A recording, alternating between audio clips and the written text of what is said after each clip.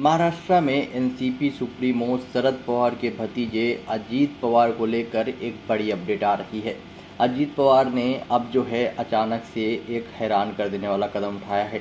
जैसा कि पिछले काफ़ी दिनों से एक लगातार एक न्यूज़ सामने आ रही थी, जहां पर बताया गया कि एनसीपी सुप्रीमो शरद पवार के भतीजे एनसीपी को कभी भी छोड़ सकते हैं और बीजेपी को ज्वाइन कर सकते हैं। लेकिन इन सब चीज़ों के बीच में एनसीपी नेता अजीत पवार ने वज्रमुठ की बैठक में मुख्यमंत्री एकनाथ शिंदे पर जोरदार हमला बोला है।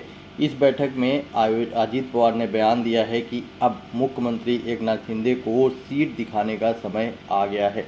इस बार उन्होंने मुख्यमंत्री शिंदे की कई गलतियों के बारे में अपनी तरफ से बड़े बड़े स्टेटमेंट दिए। वज्रमुठ की बैठक में बोलते हुए अजीत पवार ने कहा कि सुप्रीम कोर्ट ने शिंदे फडणवीस सरकार को नपुंसक कहा है। सुप्रीम कोर्ट ने फैसला सुनाया है कि जिस सरकार के पास राज्य में दंगों और भड़काऊ भाषणों को रोकने की ताकत नहीं है, वो पूरी तरह से नपुंसक सरकार है। क्या यह महाराष्ट्र का अपमान नहीं है? क्या यह कमजोरी नहीं है? अजीत पवार ने निशाना साधते हुए कहा कि हम सभी महाराष्ट्रियन हैं, ऐसी बातों से हमें भी शर्म आती है, लेकिन नैतिक रूप से मुख्यमंत्री एकनाथ शिंदे इसके बारे में कुछ नहीं सोचते।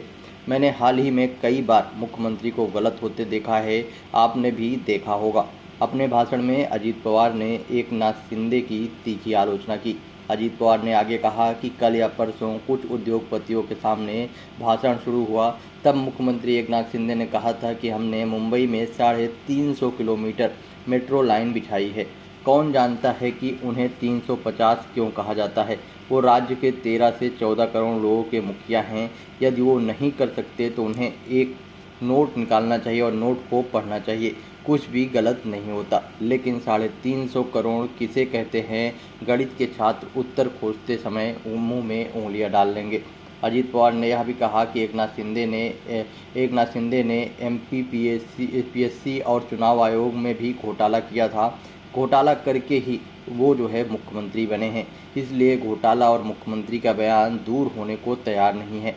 अब उन्हें उनकी जगह दिखाने का समय आ गया है। सीधे सीधे उनके द्वारा सवाल उठाते हुए उनके ऊपर बोला गया कि उन्होंने चुनाव आयोग में भी बड़ा घोटाला किया है और वो सिर्फ और सिर्फ घोटाला करके ही सीएम बने हैं। बाय द वे, आपका क्या ओपिनियन है इस पर? आप अपना ओपिनियन कमेंट बॉक्स में बताएं और वीडियो को ज़्यादा से ज़्यादा शेयर करें।